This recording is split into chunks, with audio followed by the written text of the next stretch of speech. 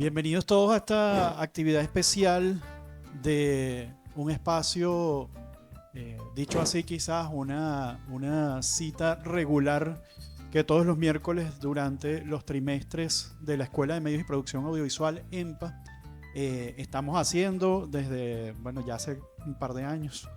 Hemos estado migrando quizás un poco ese espacio en el que estamos haciendo estos encuentros.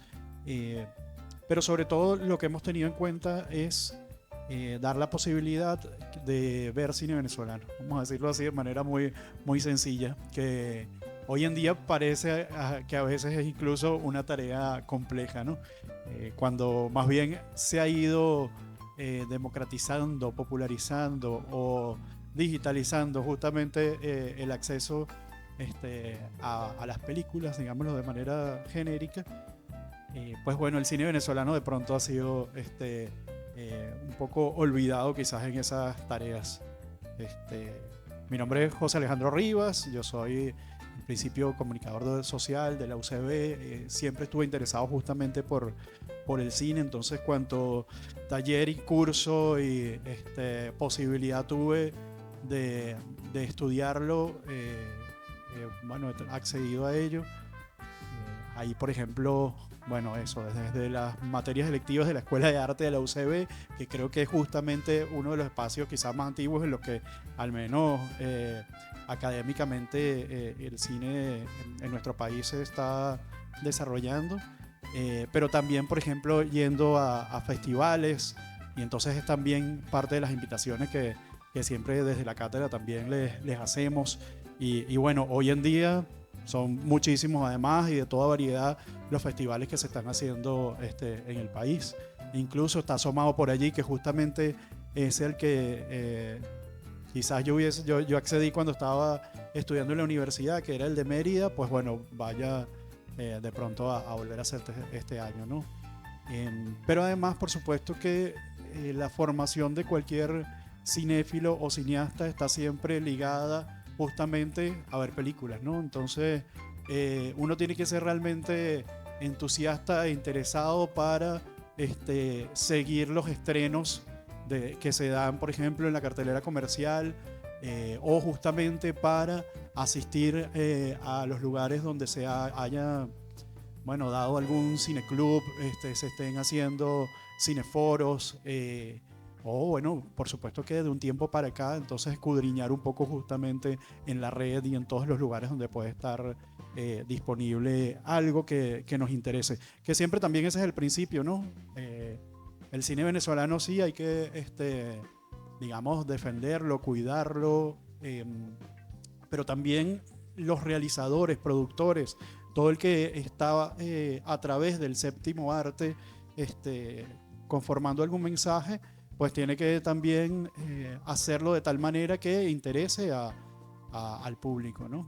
Y bueno, ahí vamos también nosotros, por ejemplo, desde la cátedra, tratando de que en cada trimestre comencemos con encuestas aplicadas a los estudiantes, que ustedes nos digan de pronto qué han visto, qué no, qué película les ha sonado por allí, pero no han podido encontrar, bueno, cuáles son sus géneros favoritos, todo este tipo de cosas, ¿no? Y es también información que creo que hemos ido recabando ahí que puede ser de interés.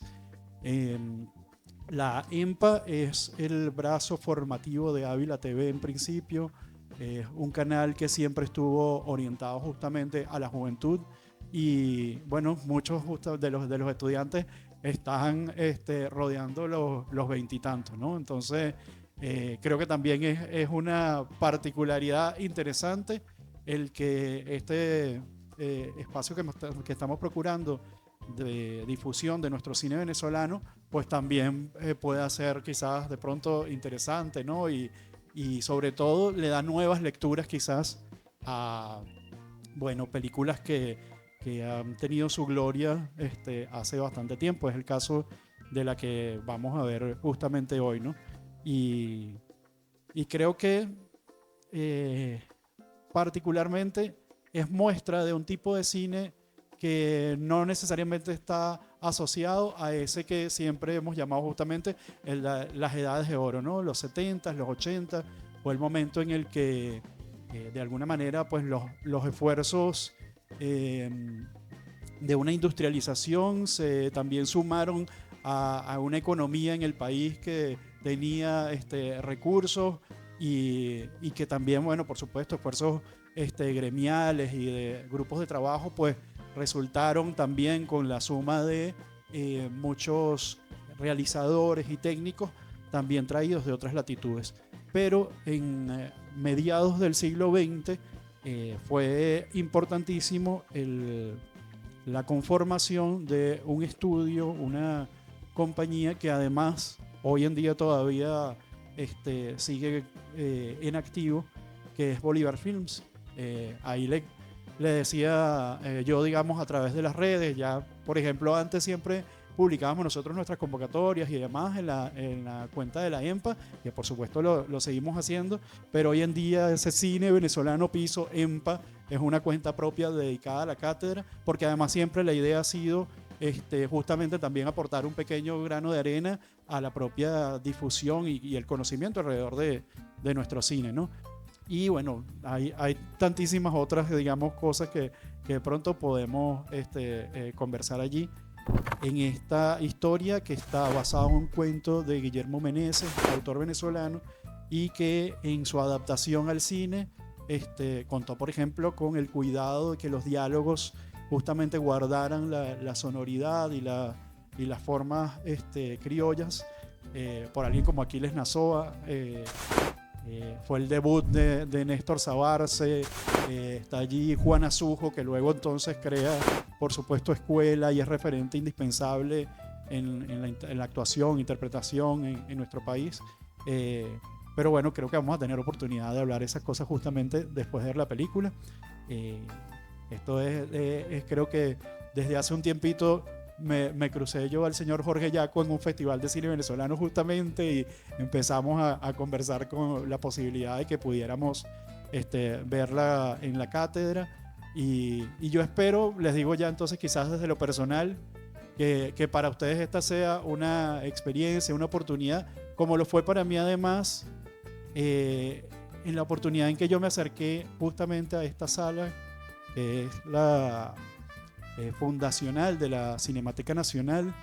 Creo que cuando pensamos en cine venezolano y Cannes, terminamos acordándonos de Araya y por supuesto que fueron otros sus logros, pero ya van a ver justamente el por qué también ese reconocimiento lo obtuvo allí y tantas otras cosas que podemos sacar de esta historia que se desarrolla en La Guaira y que salen por allí, por ejemplo, unas perlas, primera riqueza asociada a nuestro país, antes de que siquiera habláramos de café o de petróleo, ¿no? Así que eso, de verdad son muchas cosas que podemos sacar de esta película y además lo vamos a hacer junto a Premio Nacional de Cultura, Mención Cine 2023-24 creo que es justamente, porque es un reconocimiento que se hace bienalmente. Jorge Yaco, quien está justamente también muy relacionado con todo nuestro cine, yo creo prácticamente desde Bolívar Films, pero además muy particularmente en eso que tiene que ver con la conservación, preservación y restauración de nuestras películas, que es una tarea, además de titánica, pues fundamental para que podamos seguir teniendo memoria. Le invitamos a que pase al señor Jorge Yaco a compartir con nosotros.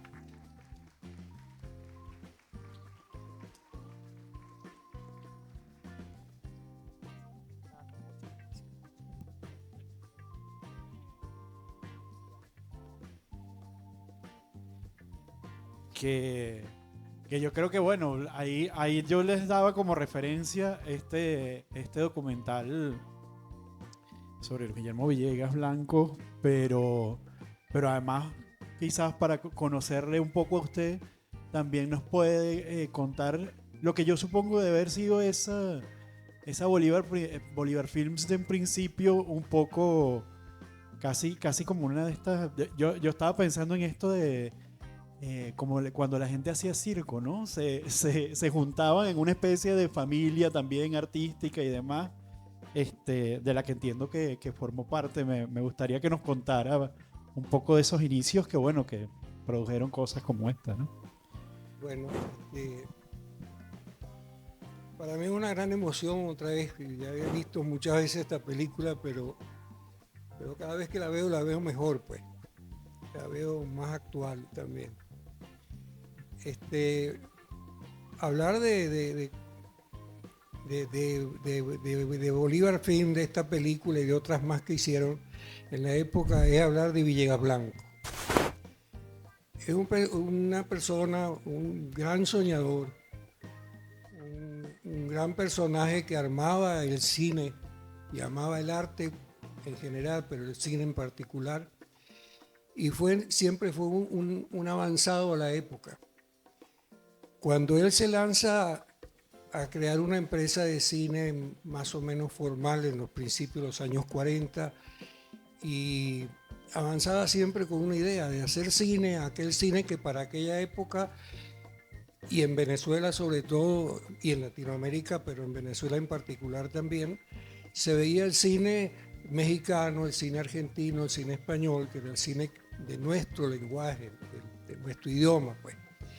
Y él siempre soñaba con hacer algo en Venezuela que se pareciera a lo que hacían esos países, porque al fin y al cabo en los cines lo que veíamos eran las películas mexicanas o las películas argentinas en aquella época. Y él dijo, ¿y por qué no? Nosotros aquí en Venezuela no podemos hacer lo mismo, pero hacer como con un gran sentido de venezolano. Ustedes pueden ver que en sus películas, todas las películas que se hicieron en la época que hizo Bolívar Film, cine industrial, digamos, cine de autor, siempre estaba presente el país. En esta película, es una película de Abraham Isabel, es un tema, ya nos dijeron, de un cuento de Guillermo Meneses. Participaron muchos venezolanos importantes y no venezolanos que trajeron, que Bolívar Film trajo gente de Argentina, del sur y de México para producir cine, pero también para enseñarnos aquí en Venezuela a formar gente. Y en esta película tenemos muchas personas muy importantes que después hicieron raíces también aquí. Está Juana Sujo. Juana Sujo es una persona que aquí después vivió toda su vida por el teatro venezolano y formó gente. Está asistente de dirección Horacio Peterson. Horacio formó parte de la gran historia del teatro en Venezuela y del cine también. Está Tomás Enríquez. Claro, que justo aquí tenía referencia en la publicación de la filmografía Sí, de la Cinemateca, que es ese el fotograma que ese es el fotograma. Y sí, sí. Y Tomás Enríquez estaba empezando a ser actor y resulta que le dieron uno de los papeles más importantes en la película. Están una cantidad de gente que después hicieron carrera cinematográfica en Venezuela, en La Balandra y en las otras películas que hicieron en Bolívar. Y al lado de esta gente se formaron técnicos venezolanos. ¿Por qué? Porque la teoría del viejo Villegas, y así lo llamaban en aquella época, era que al lado de un técnico que traía, por ejemplo, José María Beltrán, ahí aparece como segundo asistente de cámara Manuel Socorro, quienes saben fue dueño de Tiuna Films, o sea, un fotógrafo importante en Venezuela. En aquel momento era segundo asistente de cámara.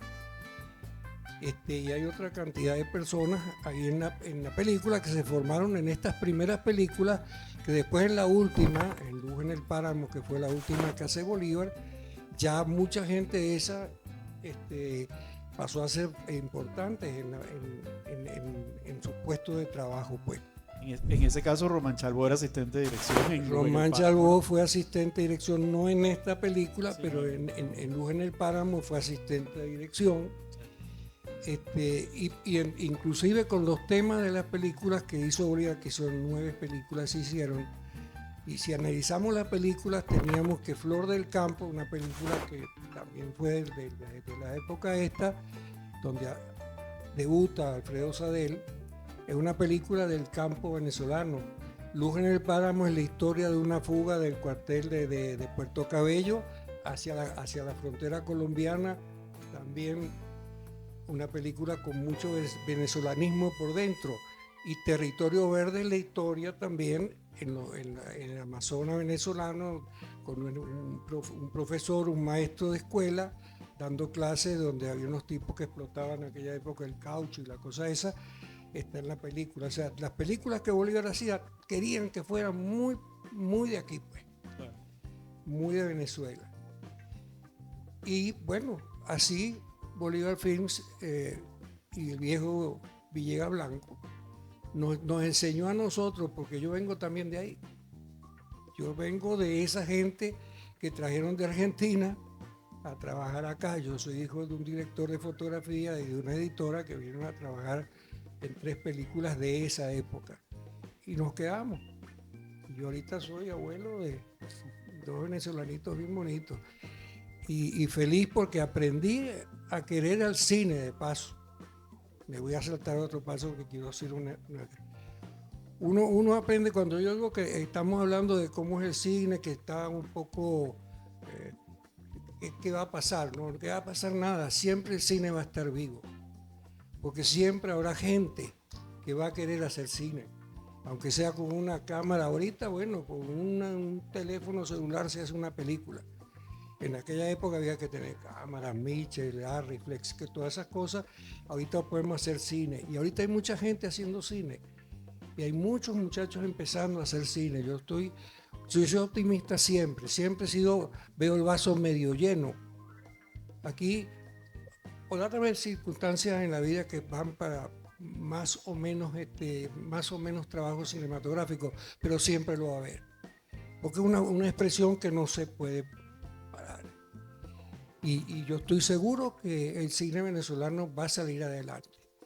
La Balandra de Isabel, bueno, marcó una época, pero también otras películas han ido marcando épocas también.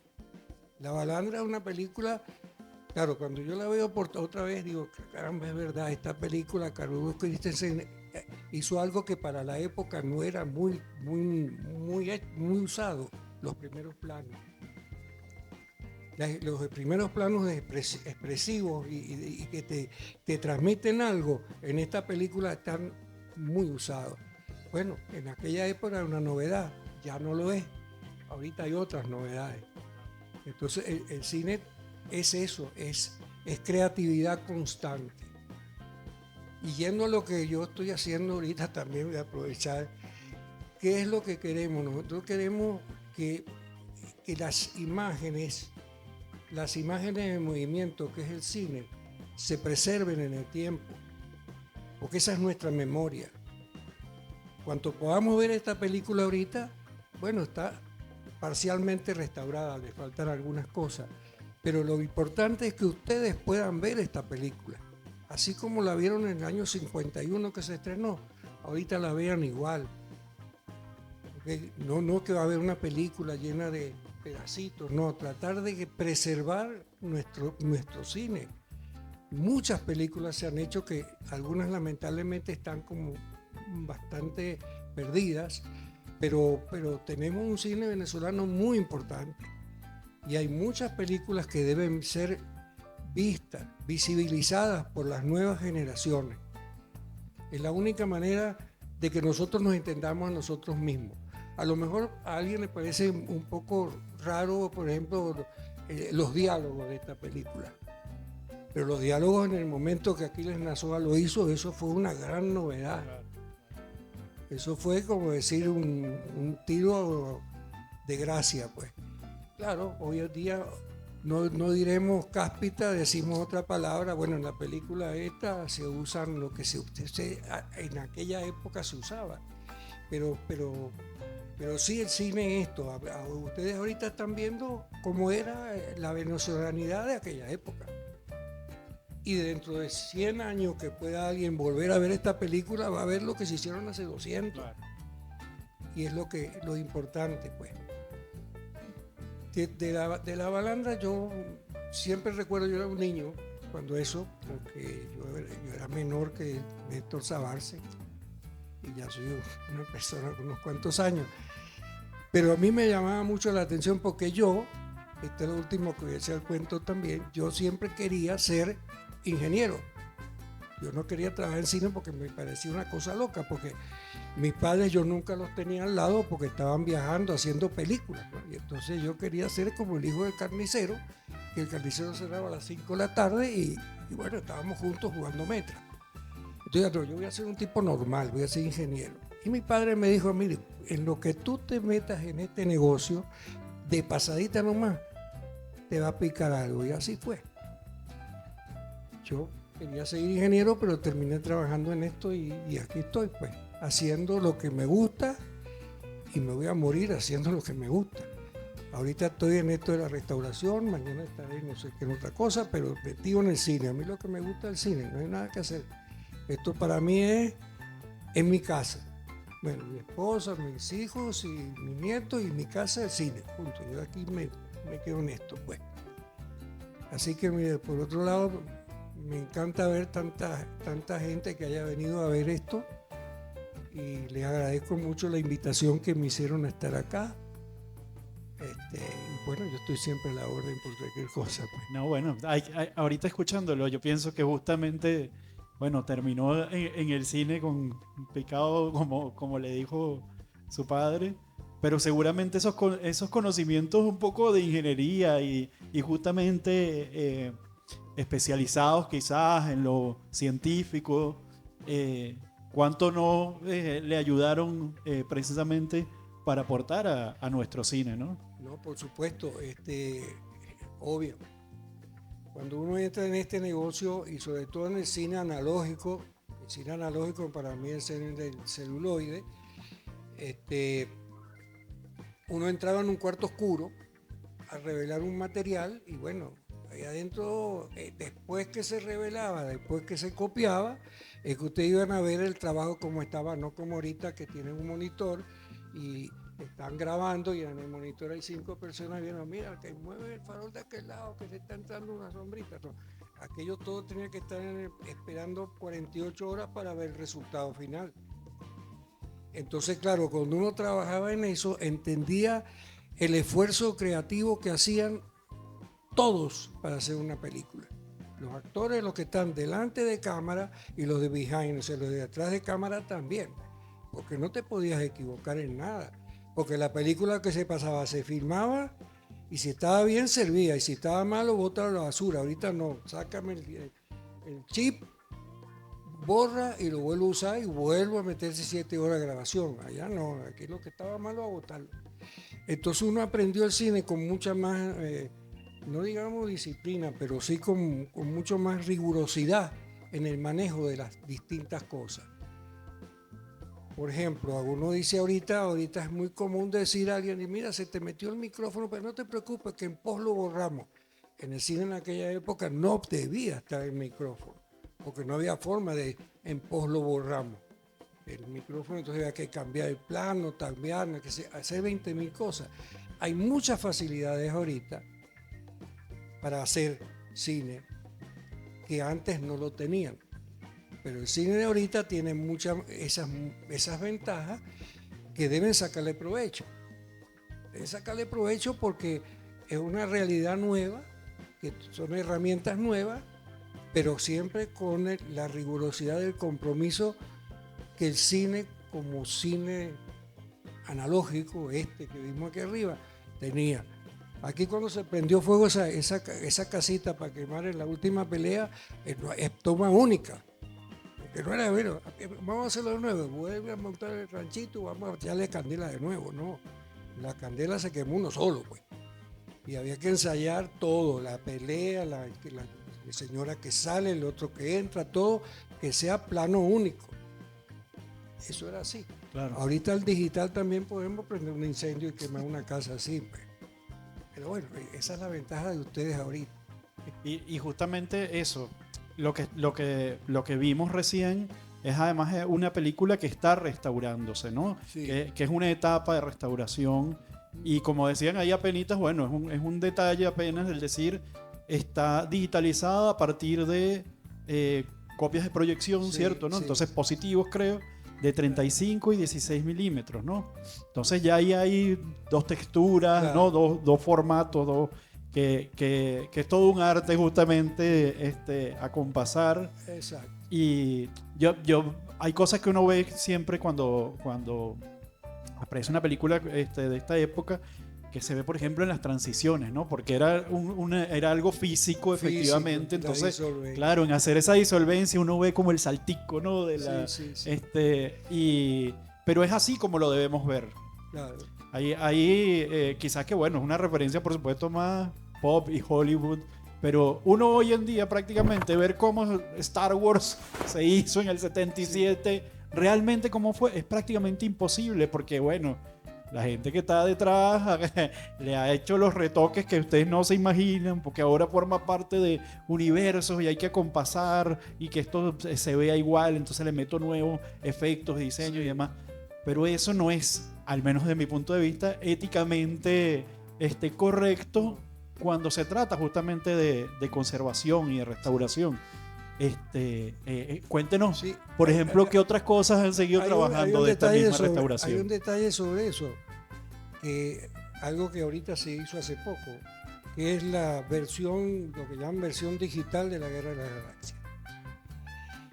El espectador, el que va al cine a ver la película una sola vez y dice me gustó, no me gustó, no entendí nada, está clarísimo todo. Y no hacen ese focus group para que explicarles 17.000 veces la película a la gente para que la entienda. El espectador es muy sabio, va y la ve, me gustó, no me gustó. Ok.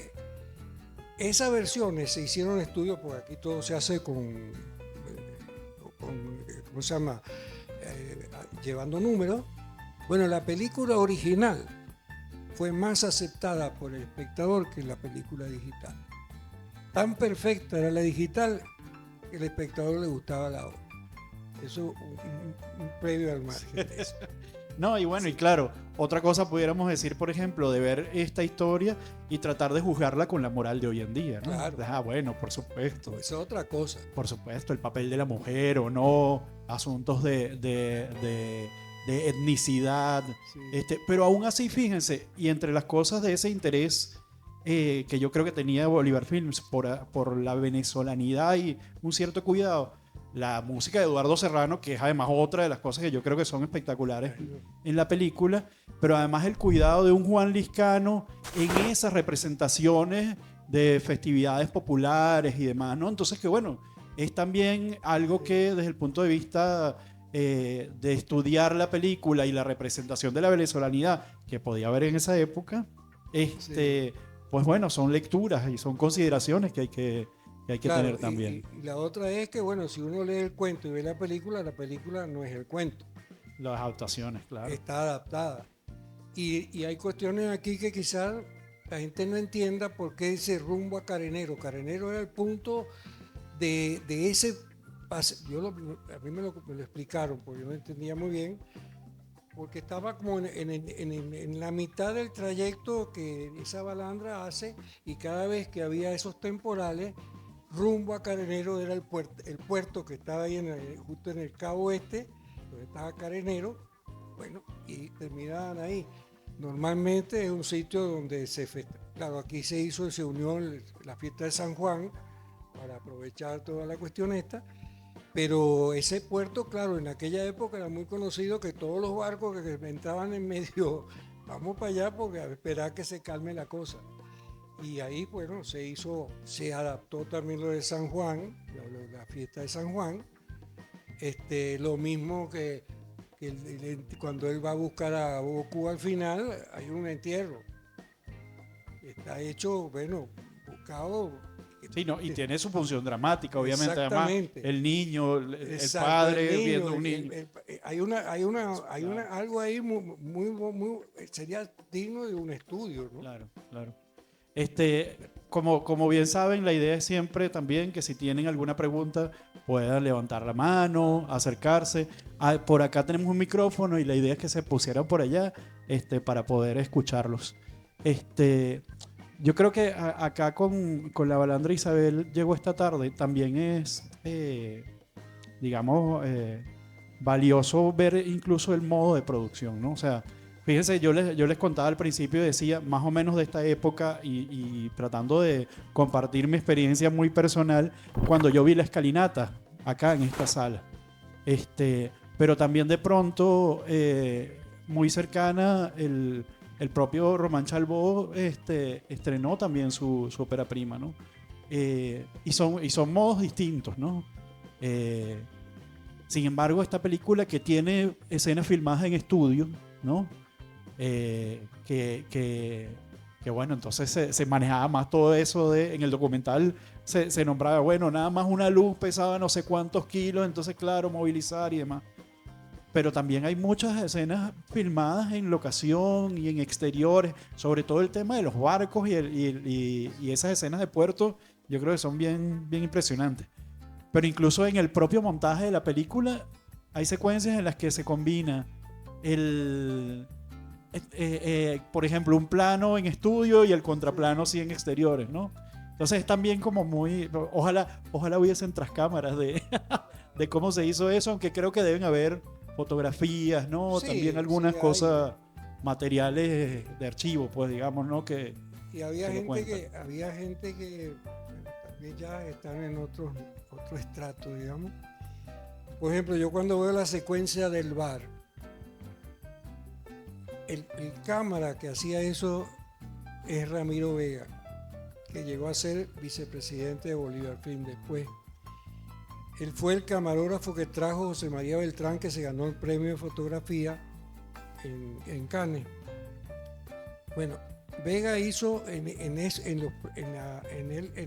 ¿cómo se llama? En el bar, donde está Esperanza que canta, ahí, hay unos movimientos de cámara que son planos secuencia prácticamente.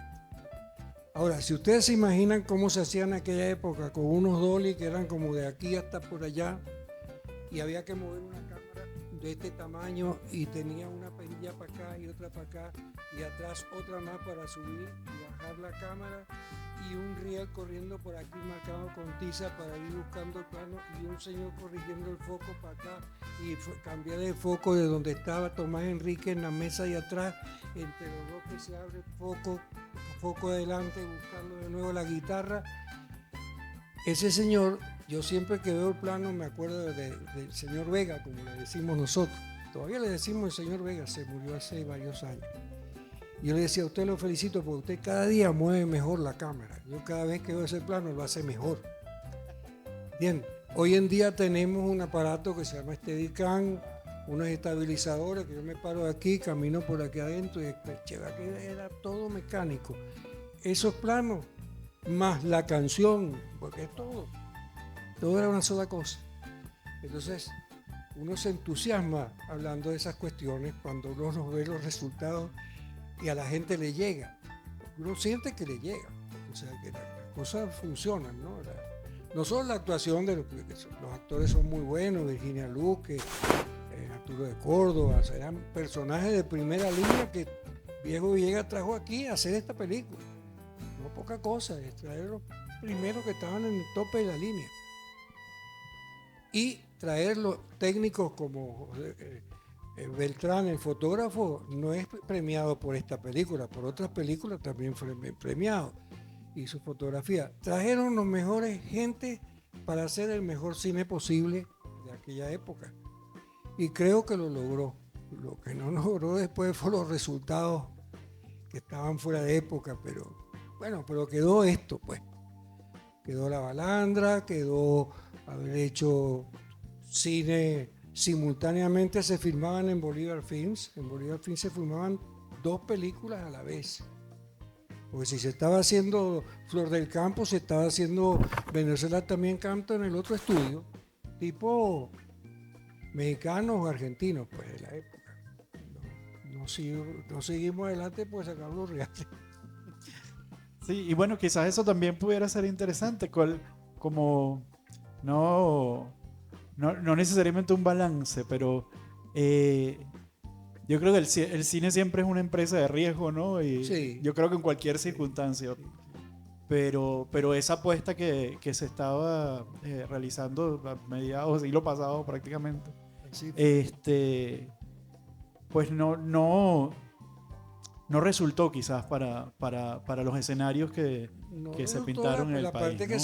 el retorno que se buscaba con la cuestión, pero sí resultó, vamos a ver, de que esa fue un granito más que se fue sumando para el cine, lo que vino después, las épocas de los años 80, 70, por ese cine que vimos mejor, las nuevas leyes que salieron. Claro. En aquella época no había ningún tipo de ley de cinematografía. Yo creo que algo hicieron los fundadores en aquel momento, Sin duda. que promovieron que al final tengamos lo que tenemos ahora. Tenemos un cine venezolano exitoso, me parece. Tenemos un cine venezolano de plurimensaje. No es el cine venezolano de un solo tipo de película. Tenemos la democratización del medio, que todo el mundo puede lanzarse a hacer una película. La cuestión es tener la idea y tener los recursos que ahorita son. Antes había que tener muchísimo más recursos que ahorita para hacer una película. Ahorita lo que hay que tener es un buen guión, un buen desarrollo del guión, la aplicación técnica para llevar adelante la película, y si la película funciona, vuelvo el pito. El público, al que ustedes hacen una película, ese público es sabio y sabe aceptar y dice, ¿me gustó o no me gustó? Ustedes están trabajando para eso, para la gente, y hacer sus películas sin ningún temor a nada, ningún prejuicio. Uno hace su película. Sí, yo creo que ahí está la parte de ese legado justamente muy, muy vivo hoy en día, ¿no? Sí. Bueno, señor Jaco, yo creo que su experiencia es invaluable, y porque efectivamente ha acompañado todas esas transformaciones también que ha habido uno habla en el cine de manera genérica, pero en nuestro cine venezolano, ¿no? Las particulares que hemos tenido acá, por supuesto de esa época del analógico y todo el aparataje necesario, pero incluso la tecnología que hoy en día nos posibilita tantas cosas, ¿no?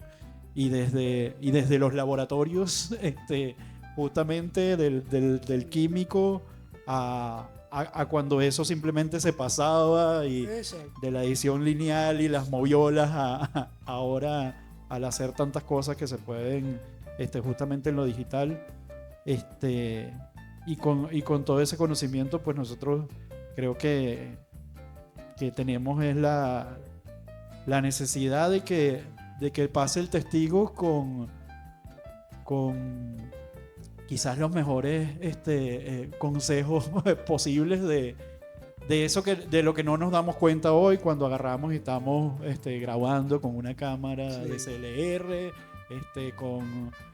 que estamos mejorando eso, ¿no?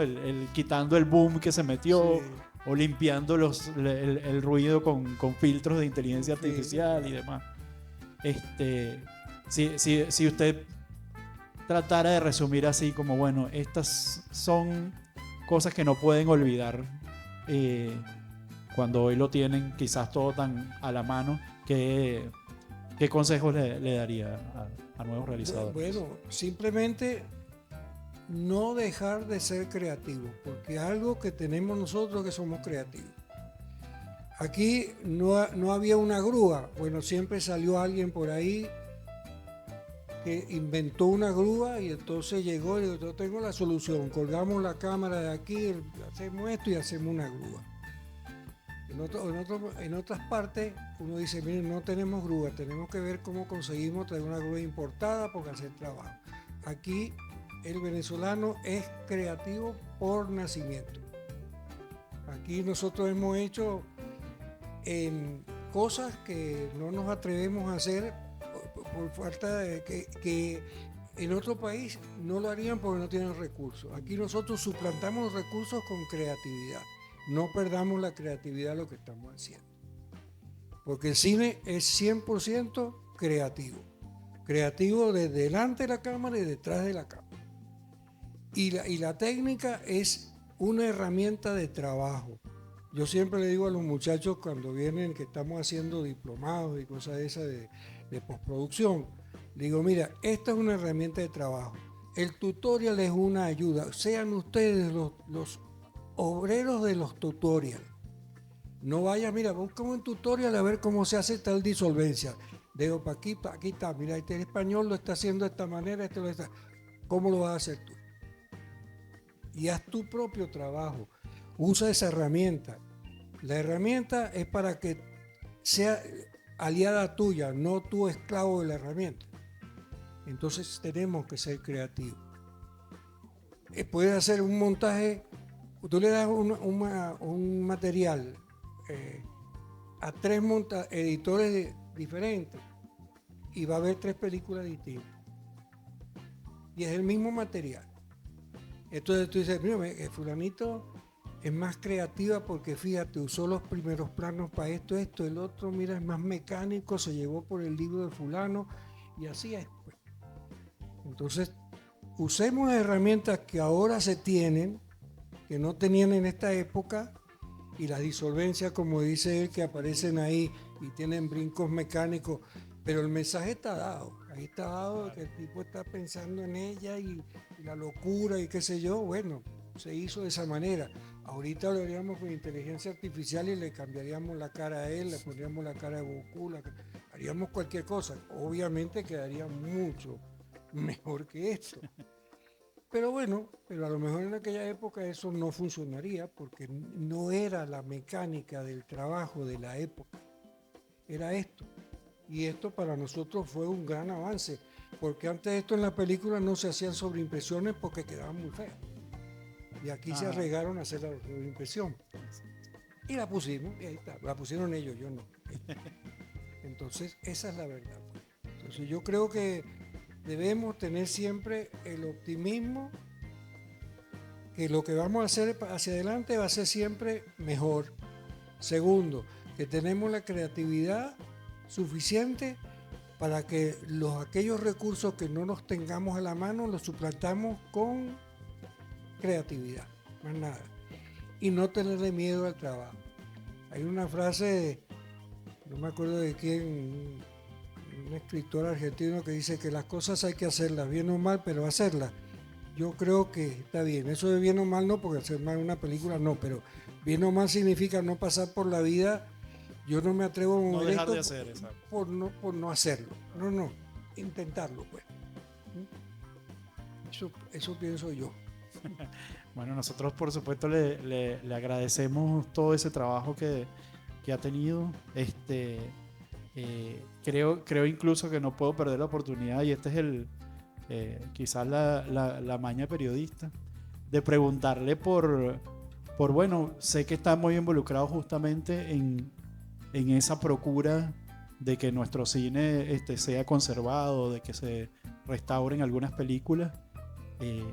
Además, con la misma La Balandra Isabel llegó esta tarde, habrán algunos planes. Yo he sido testigo, por ejemplo, de películas mucho más recientes, pero también muy importantes, por supuesto, para nuestra filmografía, como Simplicio. Tuve oportunidad de ver una restauración que se hizo reciente, en la que sé que también estuvo involucrado. Entonces, eso, cuéntenos a ver de pronto qué otras películas por ahí vamos a poder ver yo voy a, remozadas. Nosotros hace ya unos cuantos años se planteó la necesidad, a raíz del cambio tecnológico de cine celuloide, analógico a digital, las salas de exhibición, por supuesto, pasaron al nuevo sistema, que es el sistema digital. En ese momento, el cine que se había hecho en 35 milímetros se invisibilizó. ¿Por qué? Porque si no hay aquí un proyector 35 milímetros funcionando, aquí no pueden ver esto en una película en 35 milímetros. Esta película es 35 milímetros, por ejemplo. Entonces, todo ese cine que se hizo antes del cambio tecnológico que está hecho en fílmico, pues no, simplemente estaban guardados en los archivos y ahí estaría. El archivo, lamentablemente el material fílmico, igualito al digital, no piense que el digital es una panacea porque está igualito o quizás hasta más complicado, para que preserven, tienen la tendencia a que el tiempo, como el ser humano, el tiempo uno crece, se desarrolla y pum, se muere. Estos materiales también le pasa lo mismo. Entonces, ¿qué pasa? Hay procesos de conservación que hay que tener cuidado, la conservación en los depósitos, temperatura, humedad relativa, hacer ventilar la película, porque la película es un cuerpo viviente que hay que darle vuelta de vez en cuando para que respire, todas esas cosas que hay que hacerlas. A pesar de que se hagan esas cosas, la película tiene un proceso de deterioro normal por un proceso químico. Por ejemplo, hay un proceso que llaman avinagramiento por el olor que produce, el ácido acético que se produce, y la película empieza a descomponerse el soporte y la película desaparece, se pierde. Entonces, empezaron hace muchos años organizaciones internacionales, la FIAF en particular, a unir los archivos a nivel mundial y a buscar una política de preservación y de conservación y de restauración en el caso que haya que restaurar algo porque está el original destrozado o perdido. Nosotros no escapamos a eso. Estamos en el mundo y estamos en el mismo problema que tiene todo el mundo, que la película se deteriora y había que ver cómo preservar los originales para no destruir los originales. Entonces se hacen copias para preservar los originales. Por eso que el trípode en el cual se fundamenta todo esto es conservación, preservación y restauración. Yo preservo para no tocar los originales porque lamentablemente al principio de la industria cinematográfica los originales se copiaban y era lo que se pasaba en los cines y una vez que se destruía eso se perdía todo. Había que hacer unas copias para que el usuario social use el material sin tocar los originales y el original esté preservado y guardado en el tiempo. En el cine, en el caso particular del cine, nos dimos cuenta y fue a raíz de algunas cuestiones que ocurrieron en aquel momento, que no viene el caso, pero señores, teníamos que, por un lado, recuperar el material que en teoría se puede estar perdiendo del cine nacional. Ya era restaurar. Y por supuesto, preservar lo que está bueno, pero lo vamos a preservar para que no se vaya deteriorando. Y a la vez convertirlo a un sistema hoy en día que pueda ser visto hoy en día, que es pasarlo a la tecnología digital. Lo que llamamos digitalización ahora. Lo que se llama digitalización. Ese proceso nosotros lo empezamos hace como del 2016. Del 16 empezó este proyecto. Y el proyecto, a partir del año pasado, gracias a Dios, se hizo un acuerdo entre el SENAC y Bolívar Film estaba involucrado en parte privada en esto, de la preservación y de la restauración del cine nacional. Esta primera etapa eran 15 títulos, ¿okay? De los cuales ya tenemos algunos terminados. Puedo decir que, por ejemplo, El pez que fuma, de Román Chalbaud, ya está terminado, y Domingo Resurrección. Por razones, yo no estoy ojo, no pertenezco a ningún comité selectivo, las selecciones se hacen en una comisión, lo hizo en función de qué, de el estado de las películas, porque había que tomar primero esta y no aquella otra. El valor patrimonial, etcétera. Exacto, hay una serie de cuestiones que van mucho más allá de la simple cuestión técnica para hacer la restauración. El hecho que tenemos en este momento esas 2 películas listas y estamos procesando 2 más para en estos próximos 2-3 meses, creo que están listas. No sé después en adelante cuáles serán las otras. Y el departamento que yo dirijo, que es Bolívar Film Cinematografía Digital BF, que nos encargamos de toda esta parte, nosotros independientemente hemos hecho restauraciones, no dentro del proyecto, sino fuera. pero más agresivas todavía, porque por ejemplo Simplicio, que se pasó en el festival pasado, de esa película el negativo está perdido. Franco Rugartelli nunca supo qué pasó con el material. Y eso de restauración la hicimos nosotros de los 4 o 5 cassettes de Umatic que conseguimos y unos Betacam que conseguimos por ahí. Eso es lo que ustedes vieron en 2K en el festival pasado. Aparte de eso, hicimos restauración ahorita de la película El Rizo, una película de Julio Sosa. Hicimos toda la filmografía de Luis Armando Roche, El cine soy yo, que ha tenido un éxito muy interesante. Parece mentira, pero fíjense cómo es lo cíclico, ¿no? Esa película cuando se estrenó no funcionó muy bien en taquilla, por distintos motivos. Pero resulta que ahorita, después que se restauró la película y se estrenó en unas salas de películas de nostálgicas, no sé cómo es que le llaman ahí en Londres, empezó a rodar que en Europa existen una serie de cadenas donde se pasan películas antiguas.